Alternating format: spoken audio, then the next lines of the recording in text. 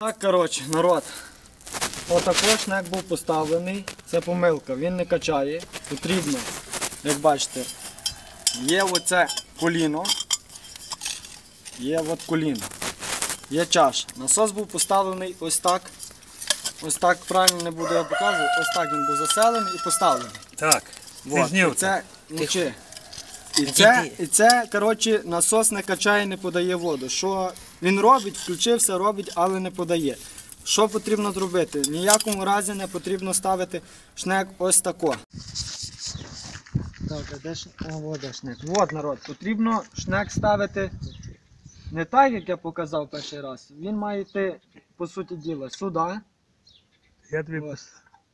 Сюди. А це має вже закриває його сюди, що він знизу подає воду, поступає сюди в чашку і вже йде тоді в систему. Ось він типа ось тако працює. От. Вот.